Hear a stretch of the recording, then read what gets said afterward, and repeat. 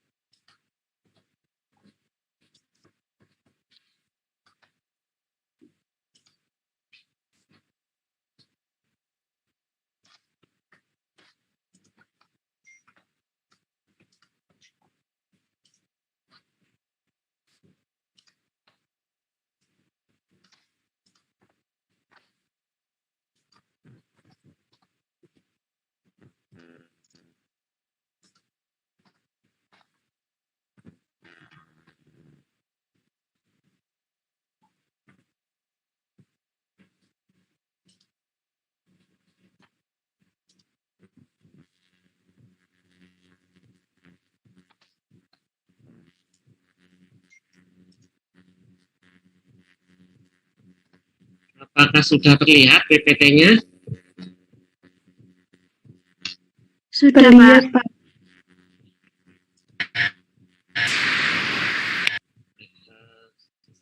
Selamat pagi, Assalamualaikum warahmatullahi wabarakatuh. Waalaikumsalam warahmatullahi wabarakatuh. Konsep evolusi invertebrata.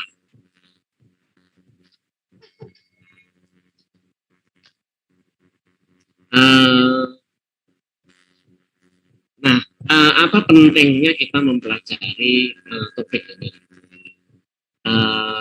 Topik ini kita akan mempelajari mengenai bagaimanakah invertebrata itu berevolusi, kemudian menjelaskan bukti-bukti evolusi invertebrata, dan kita mengetahui karakteristik yang dimiliki oleh masing-masing filum di invertebrata kaitannya dengan keberhasilan mereka untuk beradaptasi terhadap kondisi lingkungan yang ada, serta perkembangan dari proses evolusinya. Kita refresh lagi ya pemahaman kita mengenai definisi evolusi. Definisi evolusi paling tidak itu ada dua definisi besar, yaitu definisi yang umum dan definisi yang khusus. Kalau kita membahas evolusi ya, secara umum, ya, maka ranah pembahasannya adalah pembahasan evolusi biologi yang terkait dengan perubahan ciri-ciri populasi seiring dengan waktu. Perubahan yang terjadi berupa apa? Ya, perubahan yang terjadi bisa perubahan morfologis, bisa perubahan genetis, bisa sampai ke perubahan spesies. sebagai konsekuensi dari adanya perubahan yang terjadi. Salah satu perubahan yang akan bersifat mendasar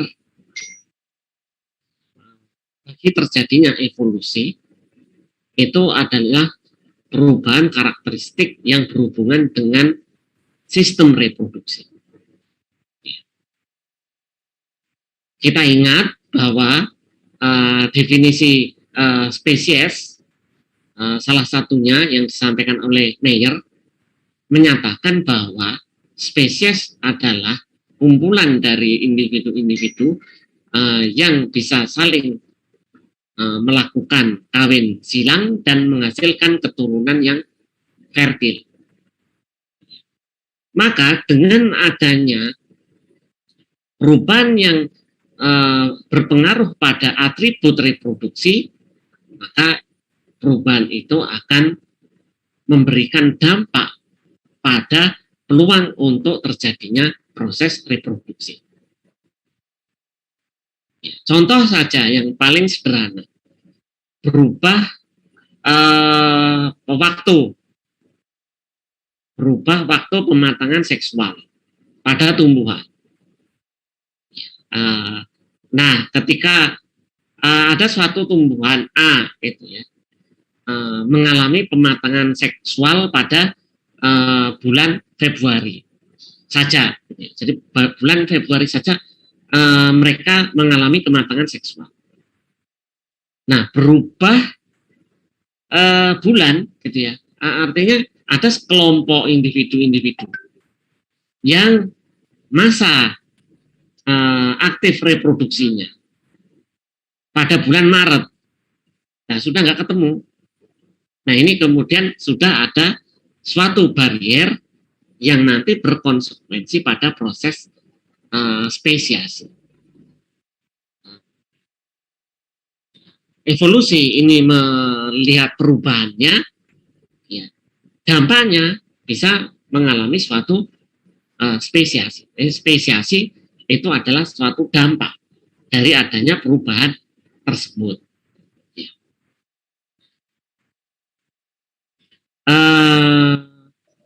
Nah, sementara ada definisi khusus untuk evolusi ini yang hanya fokus menyoroti perubahan komposisi genetiknya. Perubahan komposisi genetik suatu populasi seiring dengan waktu. Dengan kriteria tertentu, maka adanya perubahan tersebut memberikan informasi mengenai adanya suatu proses perubahan yang lebih besar.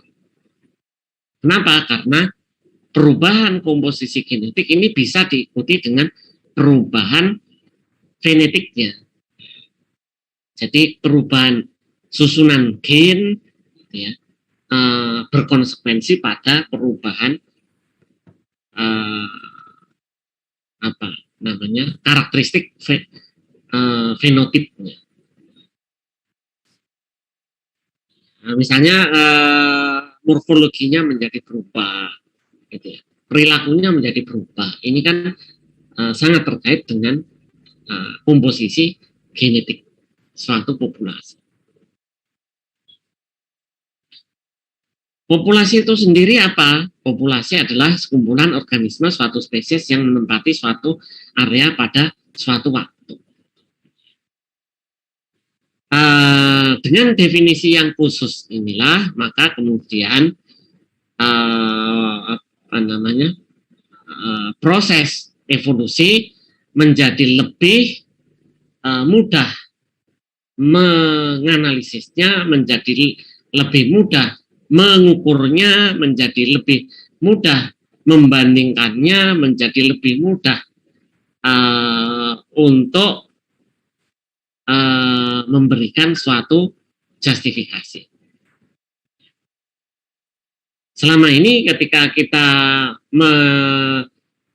melihat suatu perubahan dari segi struktur, gitu ya, morfologi, sejauh mana itu perubahan itu menggambarkan suatu proses evolusi. Ya banyak biasnya di sana. Tapi ketika kita menganalisis komposisi genetik itu akan menjadi lebih terukur, lebih mudah mengukurnya.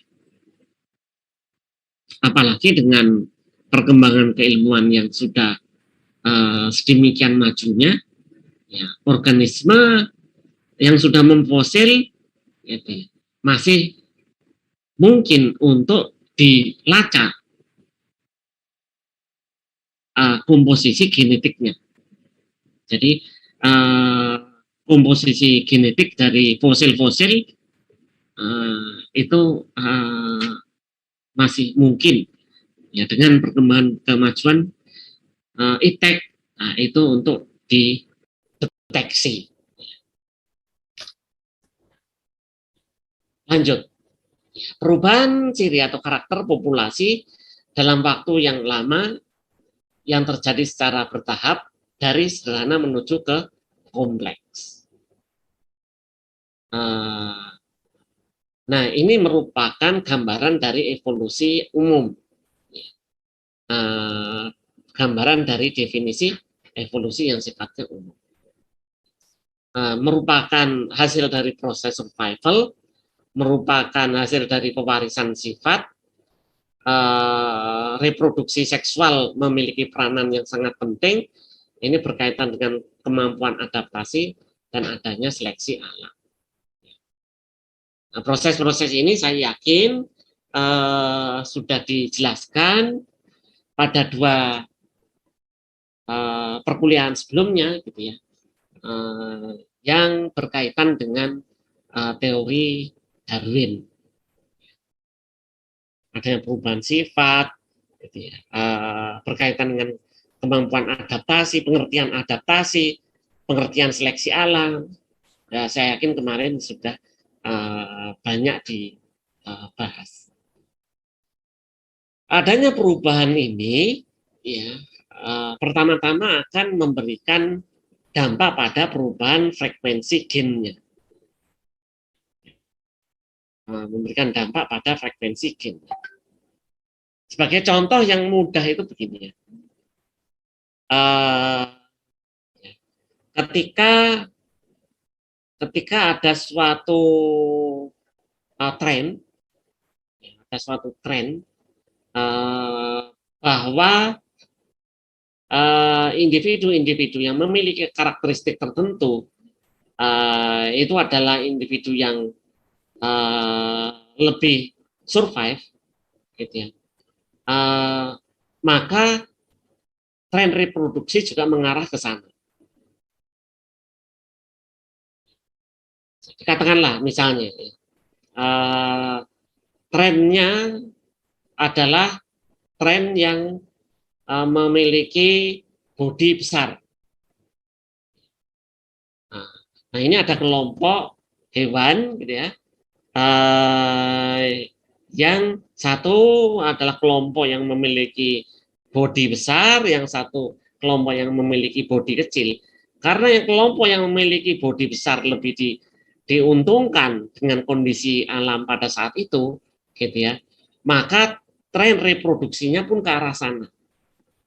Ya, individu-individu lebih memilih untuk mencari pasangan besar, ya, agar nanti memiliki keturunan yang besar, agar keturunannya memiliki survival yang lebih besar, lebih tinggi lagi. Nah, ini adanya suatu tren. Tren itu tidak selalu ke arah yang ekstrim. Ekstrimnya pun ada ekstrim kanan, ekstrim kiri ya. Ekstrim kanan katakanlah yang mengarah ke besar. Tapi juga ada yang mengarah ke ekstrim kiri, gitu ya. Yang diuntungkan adalah yang individu kecil. Kenapa? Ya, individu yang besar mungkin sasaran empuk bagi predator. Ya, karena itu individu yang lebih kecil lah yang lebih survive. Nah, itu bisa jadi mengarah ke ekstrim kiri. Tapi juga ada seleksi yang mengarah ke tengah-tengah, meskipun jarang. jarang seleksi yang mengarah ke tengah, itu jarang, tetapi juga ada. Nah, kita sekarang beralih pada pengertian dari invertebrata. Jadi, apakah yang dimaksud dengan invertebrata? Ya. Kalau nggak salah tahun lalu atau semester lalu ya, kalian sudah belajar mengenai diversitas fauna, yang mana di dalamnya juga belajar mengenai diversitas invertebrata. Invertebrata adalah kelompok organisme yang sangat beragam, mulai dari kelompok porifera, ubur-ubur, moluska, bulu babi, hingga arthropoda. Ini adalah kelompok-kelompok hewan yang tidak memiliki tulang belakang. Nah, itu adalah kelompok invertebrata. Jadi dikatakan kelompok ini atau dimasukkan ke dalam kelompok ini kalau hewan tersebut tidak memiliki struktur tulang belakang.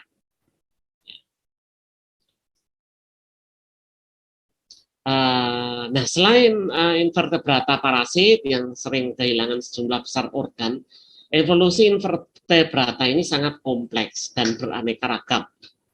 Ditinjau dari ukurannya, bentuk spesialisasinya, maupun habitat yang dihuninya.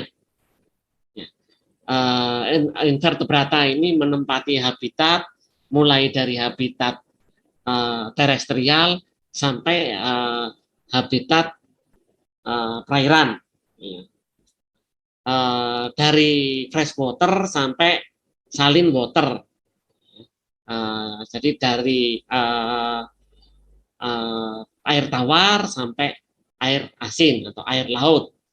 Daratan pun demikian, ya, dari pegunungan sampai ke dataran rendah, semuanya ada dihuni oleh invertebrata. Dari spesialisasi struktur tubuhnya, nah ini ada yang memiliki orientasi tubuh secara radial, ada yang orientasi tubuhnya secara bilateral. Jadi simetri tubuhnya ada simetri radial, ada simetri bilateral. Nah, beberapa karakteristik atau fitur-fitur modernnya invertebrata ini meliputi beberapa karakteristik seperti ini. Dibandingkan dengan nenek moyangnya invertebrata ini apa? Karena invertebrata ini merupakan organisme multiseluler, maka nenek moyangnya berasal dari organisme uniseluler. Berbeda dengan nenek moyangnya, organisme pada invertebrata ini sudah memiliki jaringan dan bahkan sudah memiliki organ, memiliki pola perkembangan awal, simetri tubuhnya variasi, ada yang memiliki simetri tubuh radial, ada yang memiliki simetri tubuh bilateral,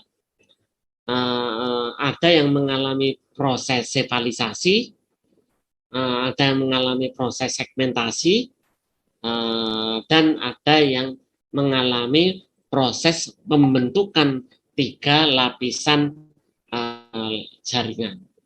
Ya. Nah, di biologi ini kalian mempelajari beberapa teori. Nah, salah satu teori yang sekarang kita pelajari, teori evolusi, ini penting bagi kita untuk memahami suatu definisi. Memahami suatu definisi agar nantinya kita tidak dibingungkan oleh permainan kata-kata di suatu definisi. Kalau kita paham suatu definisi, maka kita paham mengenai substansi dari yang didefinisikan. Termasuk ya misalnya definisi vertebrata itu apa itu? Vertebrae ya, misalnya. Definisi tulang belakang, apa yang dimaksud dengan tulang belakang? Itu apa? Definisi sefalisasi, itu ya, apa yang dimaksud sefalisasi? Segmentasi, gitu. Apa yang dimaksud dengan segmentasi? Segmen itu apa? Sefalisasi itu apa? Nah ini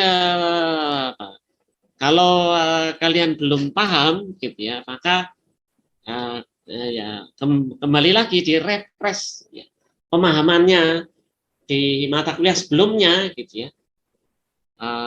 Mata kuliah sebelumnya belajar mengenai diversitas fauna, ya kan? Kan kalian belajar invertebrata, vertebrata, mestinya sudah selesai di sana pemahaman mengenai tulang belakang. Apa yang dimaksud dengan tulang belakang tersebut? Baik, kita lanjut lagi ya. Dengan adanya karakteristik ini, gitu ya, maka invertebrata menjadi berbeda dengan nenek moyangnya, ya. Menjadi berbeda dengan kelompok nenek moyangnya yang merupakan organisme uniseluler. Evolusi invertebrata diperkirakan berlangsung tidak lama setelah protozoa terbentuk. Nah, invertebrata ini mungkin didominasi oleh prokariot yang berflagel, yang kemudian mengalami fusi ya, dengan bermacam-macam tipe prokariot berklorofil, bermitokondria, dan bersilia. Jadi ini proses evolusi awal, gitu ya, yang mana ditandai dengan adanya fusi-fusi berbagai macam prokariot, ya, ya mulai dari prokariot yang berflagel, ya, kemudian berklorofil, bermitokondria, bersilia, ya, ini berfungsi untuk meningkatkan survivalnya, maka mereka bekerja sama. Jadi yang semula itu mereka hidup soliter, maka kemudian berusaha untuk menyatu. Ya, jadi yang semula soliter kemudian menyatu dan saling bekerja sama. Jadi selain mengalami fusi-fusi, setelah itu kemudian menyatu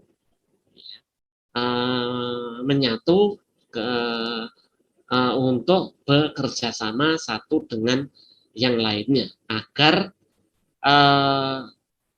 ada suatu pembagian tugas pada kelompok-kelompok sel tertentu yang kemudian secara keseluruhan kelompok sel tersebut mendapatkan keuntungan dari segi survivalnya. Ya, ini tadi yang sudah saya singgung bahwa ini ya, apa namanya, invertebrata ini mengalami suatu perkembangan evolusi ditandai dengan yang pertama yang berasal dari nenek moyang uniseluler. dari nenek moyang uniseluler kemudian berkembang menjadi multiseluler. Nah, dari nenek moyang multiseluler inilah kemudian muncul kelompok invertebrata pertama, yaitu kelompok sponges atau porifera. Coba lihat lagi struktur porifera seperti apa strukturnya. Dia masih sederhana, strukturnya sederhana. Ibaratnya ini adalah gabungan kelompok-kelompok multicellularity, gitu ya. Jadi kelompok-kelompok sel, grup-grup beberapa sel yang memiliki fungsi yang berbeda-beda, ya maka membentuk kelompok, dan itu kemudian sudah berhasil mengalami perkembangan evolusi lanjut menjadi organisme tunggal atau individu tunggal, yaitu porifera. Nah, selanjutnya evolusinya berkembang lagi, terbentuklah jaringan-jaringan, sehingga kemudian muncul kelompok yang kedua adalah Cnidaria. Nah, selanjutnya berkembang evolusi pembentukan lapisan jaringan ketiga. Jadi kalau Cnidaria ini hanya memiliki 2 lapisan jaringan, maka setelah itu evolusinya berkembang membentuk lapisan jaringan yang ketiga, yaitu kelompok lapisan mesoderm. Nah, selanjutnya perkembangannya adalah dari sisi perkembangan awal proses apa ini ya,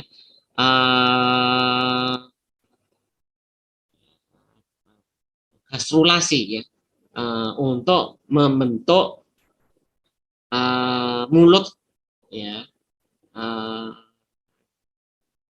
membentuk lekukan yang pertama. Apakah lekukan yang pertama itu nanti akan menjadi mulut ataukah menjadi anus? Ini adalah perkembangan dari sisi itu. Yang terakhir adalah perkembangan selom. Ya. Jadi ini apa namanya, proses evolusi dari invertebrata, mulai dari perkembangan multicellularity sampai perkembangan ke arah selom, dengan contoh-contoh organisme yang ada di sini.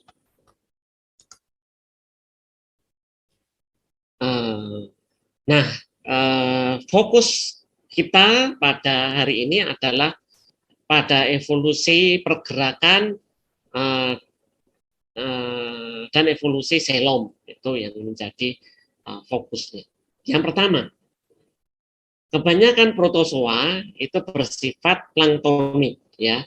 Dia bergerak bebas mengikuti arus atau siklus air harian. Nah, beberapa jenis yang lainnya dapat bergerak aktif dengan menggunakan silia atau bahkan menggunakan gerakan-gerakan amuboid yang disebabkan oleh adanya aliran sitoplasma. Ya, misalnya amuba ini bisa menggunakan dia melakukan pergerakan Brown ya, atau pergerakan amuboid ya, yang disebabkan oleh aliran sitoplasma. Perubahan dari pergerakan amuboid yang diperkirakan menghasilkan mikrosilia seperti pada pergerakan platyhelminthes maupun moluska. Nah, penyempurnaan pergerakan tersebut kemudian mengarah kepada pergerakan peristaltik seperti pada cacing dan berundulasi pada lintah dan moluska. Pada masa itu belum dikenal anggota tubuh, ya. Misalnya porifera ya, belum memiliki anggota tubuh. Nidaria itu memang sebagian punya tentakel, tapi pergerakannya tidak mengandalkan itu, gitu ya. Contoh ubur-ubur, gitu ya. Jadi ubur-ubur itu pergerakannya itu kan pergerakan dari otot-otot yang dimilikinya. Gitu ya. Kemudian pada masa itu belum berkembang anggota tubuh. Kemudian pergerakan peristaltik secara gradual berevolusi dengan menambahkan seta, ya, seperti pada cacing duri. Jadi secara garis besar, kalau kita lihat ya, di sini ada yang memiliki silia, ada yang memiliki flagela, dan ada yang melakukan pergerakan amoeboid yang disebabkan oleh aliran sitoplasma. Dalam perkembangan lanjut, gitu ya, maka jenis struktur pergerakan aktif ini itu terus dikembangkan atau terus berkembang evolusinya sehingga menjadi pola-pola pergerakan, termasuk pergerakan oleh kaki-kaki tabung, oleh apa namanya echinodermata, dan jenis pergerakan yang lainnya. Dari penyempurnaan seta mulailah dihasilkan sejumlah kaki tabung. Ya. Mekanisme lain yang tidak melalui jalur di atas mengarah pada ubur-ubur, sedangkan yang tidak sempurna pergerakannya berevolusi menjadi tabung pada organisme sesil, misalnya Silenterata, ya, atau Nidaria. Pada evolusi vertebrata dibentuk sirip. Sirip kemudian mengalami evolusi yang sangat ekstensif, membentuk anggota tubuh seperti kaki, sayap, dan tangan. Jadi kaki-kaki tabung echinodermata ini kalau kita lihat prosesnya, maka dia memiliki seta, juga memiliki pergerakan sirkulasi air, gitu ya, pergerakan sirkulasi air. Ya, jadi kombinasi antara silia dan pergerakan Brown, gitu ya. Kemudian berevolusi lebih lanjut pada kelompok echinodermata ini. Jalur lain ya mengarah pada ubur-ubur, gitu ya. Jadi ubur-ubur ini lebih mengedepankan pergerakan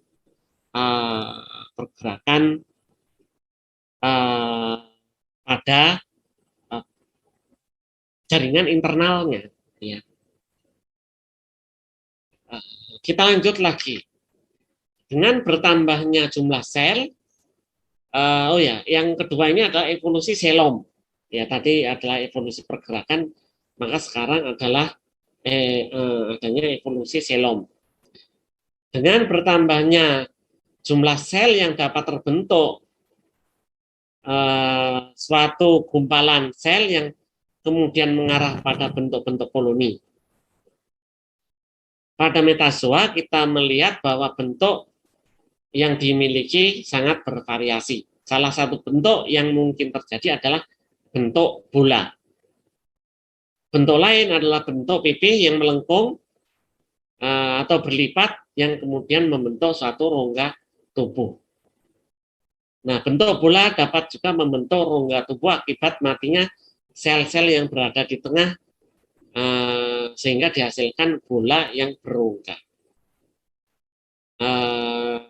Nah, bola atau struktur bola ini bisa terbentuk dari struktur pejal, ya, yang kemudian sel-sel yang ada di dalamnya itu mengalami kematian sehingga ada ruang di dalamnya itu. Ya. Akhirnya terbentuklah bola. Tapi ada juga yang bentuk pipi melengkung atau berlipat, ya kemudian lipatan itu menyatu pada semua keliling sisinya sehingga membentuklah suatu bola.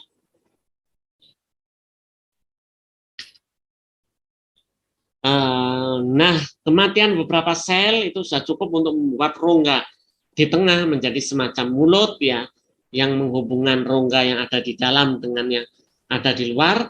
Sel-sel yang ada di sebelah luar dapat berinteraksi dengan lingkungan, akan memperoleh struktur penguat khusus, misalnya memiliki silea atau fakil untuk melakukan pergerakan. Dan bagian dalam tidak memperoleh rangsangan sehingga tetap bermembran tipis, kemudian kembang sesuai untuk fungsi-fungsi tertentu, misalnya penyerapan makanan atau pertukaran gas atau ekskresi melalui suatu vakula.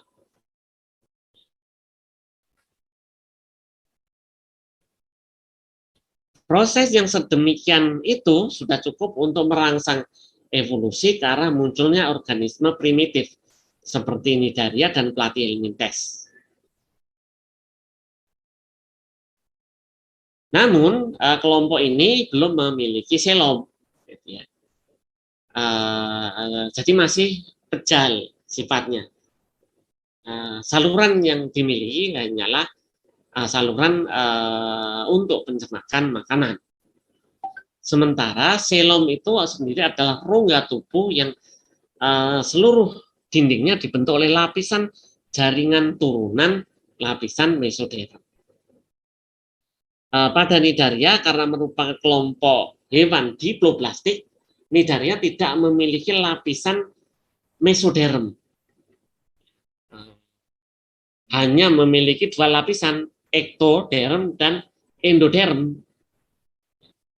Baru kemudian pada kelompok Platyhelminthes memiliki lapisan ekto, endo, dan meso.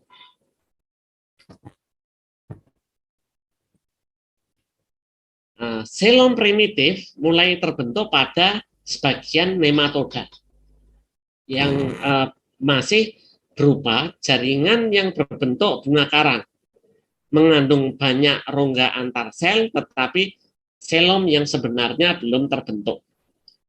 Nah, organisme lain mulai dari Annelida, Mollusca hingga Chordata hampir semuanya memiliki selom, yang mana ini merupakan tahap evolusi yang lebih maju, ya, keberadaan suatu selom.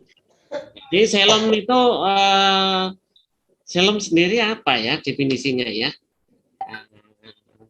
Selom itu rongga, ya, rongga tubuh itu bukan saluran pencernaan makanan loh. Jadi rongga tubuh yang di luar saluran pencernaan makanan.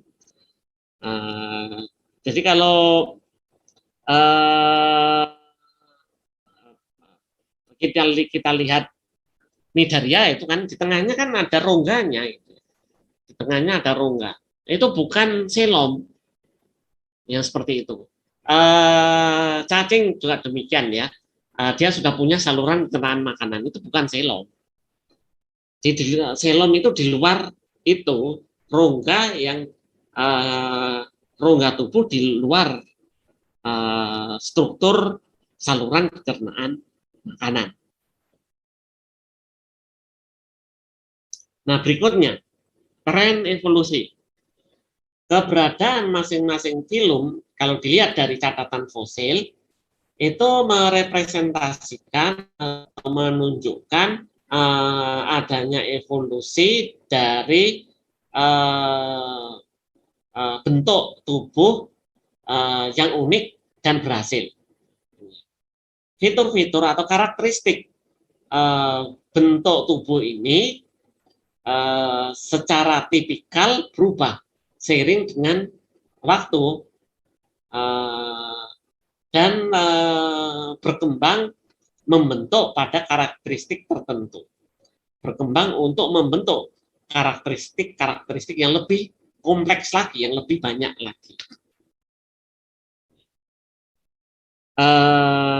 Nah, hari ini tadi kita sudah belajar evolusi selom dan evolusi pergerakan. Ya. Nah, evolusi lapisan jaringan simetri tubuh sefalisasi itu belum kita pelajari ya, yang tadi sudah disampaikan. Ya. Nah, ini yang tadi kita diskusikan mengenai selom. Nah, ini ada suatu ilustrasi untuk menggambarkan keberadaan selom yang mana di tengah-tengah ini adalah saluran pencernaan usus gitu ya, misalnya ya, kita punya kerongkongan, kita punya lambung, kita punya usus, nah itu adalah saluran pencernaan. Nih, saluran pencernaan. Ini berkembang dari jaringan endoderm. Berkembang dari jaringan endoderm. Nah, perkembangan awal selom itu terjadi karena adanya kematian sel pada bagian ini gitu ya. Jadi bagian ini awalnya pepat atau pejal, gitu, kena karena adanya kematian sel, kemudian ada rongganya. Namun rongga di sini itu tidak seluruhnya dikelilingi oleh lapisan mesoderm. Karena apa? Ini kan dalamnya ini lapisan endoderm, luarnya lapisan mesoderm. Jadi masih kombinasi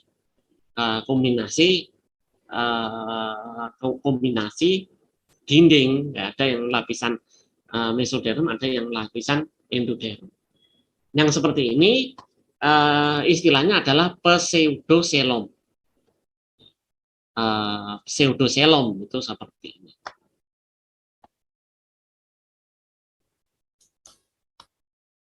Nah,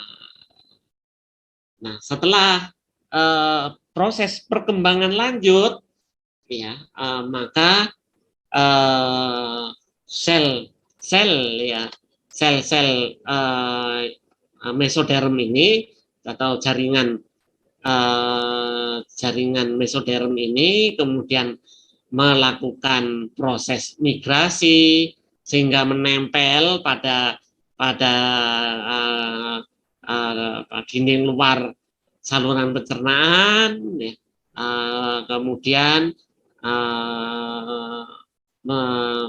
membentuk suatu ya struktur seperti ini. Jadi katakanlah ya, misalnya tadi awalnya kan seperti ini. Nah, selanjutnya bagian atas dan bagian dorsal dan bagian ventral gitu ya, mengalami migrasi yang bagian dorsal ya mengalami migrasi, lapisannya ada yang ke bawah ke sini ya ke arah ventral, Sementara yang bagian ventral bermigrasi ke bagian mana dorsal. Ya. Suatu saat kemudian bertemu sehingga kemudian seluruh lapisan jaringan yang menutupi atau membatasi rongga tersebut adalah jaringan mesoderm. Maka yang seperti inilah yang kita kenal dengan istilah selom sejati atau selom. Ya, kalau sulit untuk membedakannya dengan pseudoselom, ya kita menggunakan istilah selom sejati. Tapi istilah selom itu sendiri sebenarnya sudah mewakili definisi yang dimaksud. Sama ya, seperti kita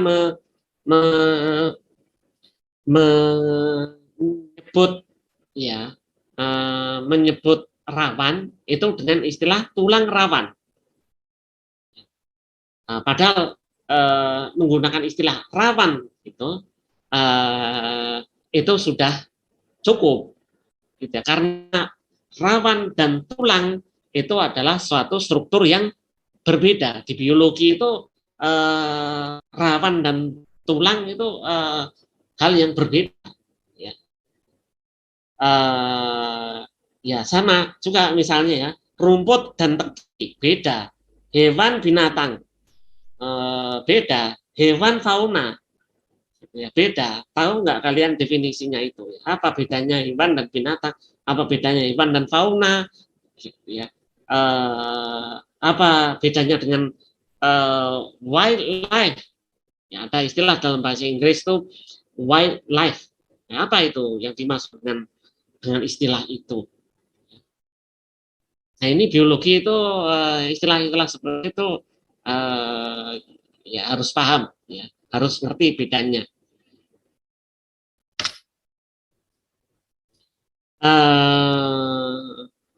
Ya kita lanjut ya. Sampai saat ini asal usul invertebrata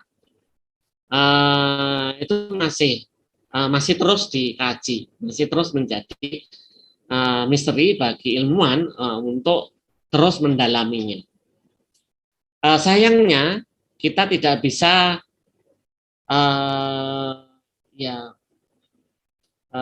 back to the ancient, ya, tidak bisa kembali lagi ke masa lalu gitu ya. Kalau kita punya mesin waktu gitu ya, punya pesawat ya yang bisa mengantar kita pada masa lalu gitu ya, maka kita bisa kembali ke masa lalu, melihat, meneliti, mengkaji itu ya, misteri ini pasti akan terpecahkan. Tapi nggak ada orang yang sampai saat ini belum ada orang yang bisa pergi ke masa lalu. Nggak ada yang bisa pergi ke masa lalu, belum ada. Sehingga ya untuk mengkajinya ya menggunakan apa yang saat ini ada. Ya, yang saat ini ada apa? Yang saat ini ada fosil ya kita teliti fosilnya. Yang saat ini ada apa? Yang saat ini ada materi genetik ya kita kaji materi genetiknya. Yang saat ini ada misalnya, yang saat ini ada foto, ya kita kaji foto, gitu dan lain-lain. Catatan-catatan yang lain-lainnya yang bisa kita kaji itulah yang kita kaji saat ini. Namun demikian diperkirakan fosil invertebrata pertama kali kira-kira berasal antara 575 sampai 543 juta tahun yang lalu. Jadi umurnya sudah 575 atau 543 juta tahun umur fosilnya. Ya. Yang mana fosil tersebut disimpan di Australia dan di Cina. Keberadaan fosil kemudian ya dihubungkan dengan fosil-fosil yang lainnya untuk merekonstruksi sejarah awal dari kehidupan multiseluler. Ya, jadi kira-kira di epoch inilah ya epoch apa namanya Paleozoikum awal itu ya pada periode Kambrian ya ini awal mulanya berkembang invertebrata. Sebelumnya yang ada adalah kelompok Protista dan Monera. Baru kemudian mulai dari start ini berkembanglah invertebrata. Demikian PT yang bisa saya sampaikan pada kesempatan hari ini. Nah, kemudian begini ya. Pada tahun-tahun sebelumnya itu ada penugasan mahasiswa untuk presentasi. Kalau nggak salah jadwalnya setelah UTS ya, kalau nggak salah. Nah untuk itu nanti saya akan menugaskan masing-masing kelompok ya untuk mencari artikel di jurnal internasional bereputasi dan dipresentasikan. Ya. Pembagian kelompoknya mestinya oleh Prof. Sutiman selaku koordinator atau kalau belum terbentuk ya, nah kita masih ada minggu-minggu berikutnya nanti bisa dibentuk presentasinya daring seperti tahun lalu gitu ya, kan kalian tugas presentasi tahun lalu ya sudah daring ya. Ya sumbernya adalah dari jurnal internasional bereputasi, misalnya Ecology and Evolution ya, atau Evolution, atau Review of Evolution, apa ya, jurnal-jurnal yang keren-keren lah. Makanya nanti kalian sudah belajar dari sana. Ya kiranya demikian yang bisa saya sampaikan gitu ya. Memang di era pandemi ini saya mengikuti anjuran dari pimpinan supaya mahasiswa tidak terlalu lama terpapar komputer gitu ya. Jadi harusnya 1,5 jam ya, atau 1 jam 40 menit ya, bergeser kuliah hanya 1 jam saja. Tapi semoga ini memacu keingintahuan kalian, memacu semangat kalian untuk belajar lebih lanjut, lebih teliti, belajar mandiri agar memiliki pemahaman yang lebih utuh mengenai proses evolusi. Sebelum saya akhiri, saya berpesan kepada mahasiswa agar menjadi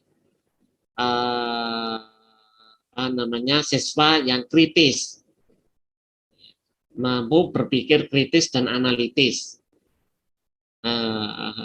dengan berlandaskan pada informasi-informasi ilmiah yang berasal dari buku gitu ya, atau jurnal atau sumber ilmiah yang lainnya. Sekiranya ada pertanyaan, saya beri kesempatan. Silakan kalau ada pertanyaan.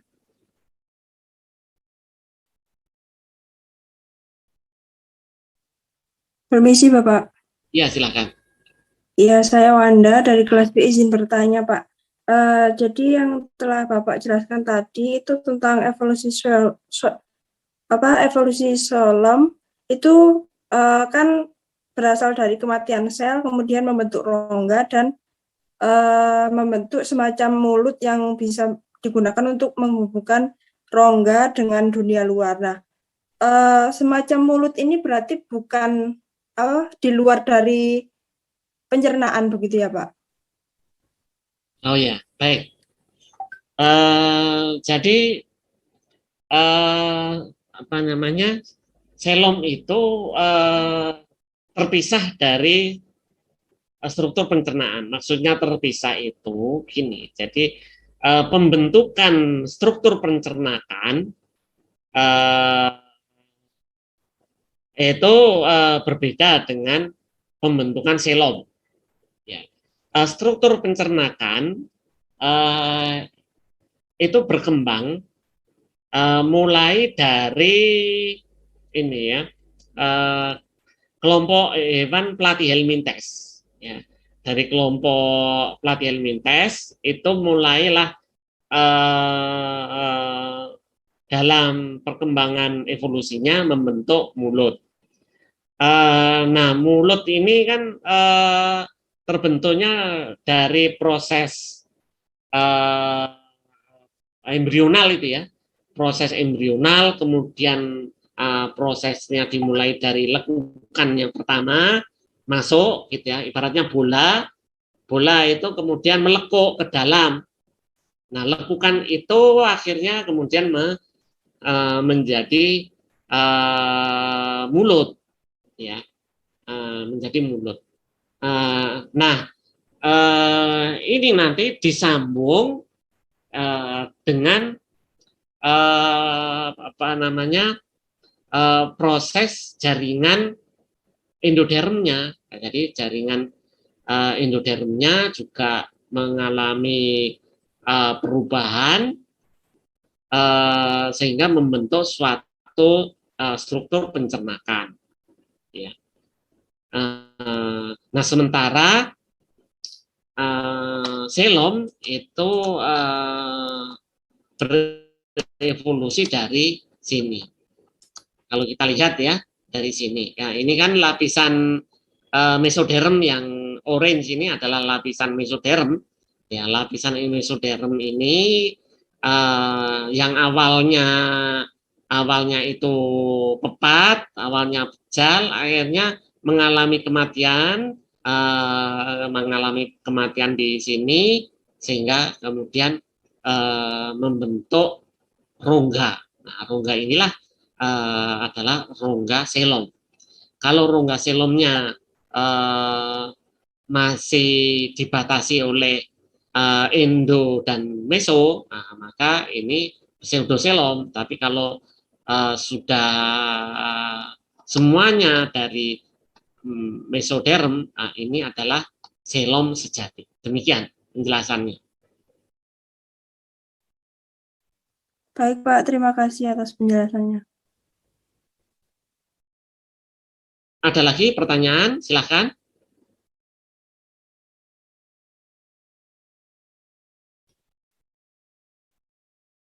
Masih belum ada?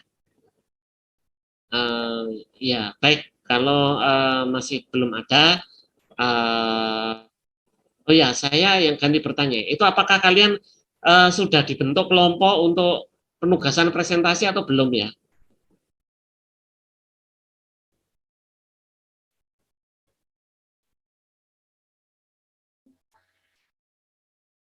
Barangkali ketua kelas mungkin bisa menjawab pertanyaan saya.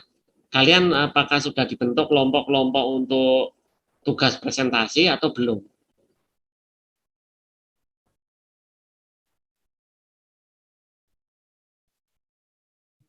Halo. Iya, Pak.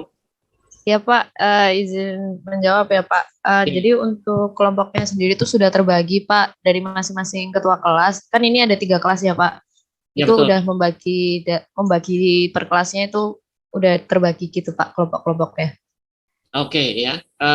Mulai presentasi kapan?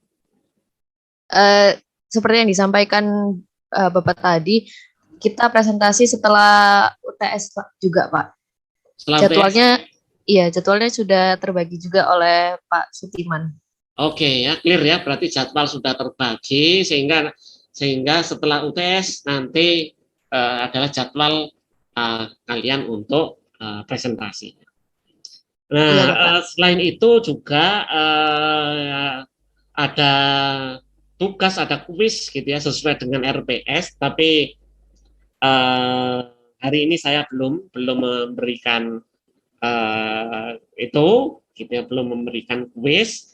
Kuisnya saya akan berikan minggu depan saja. Minggu depan saya akan memberikan kuis.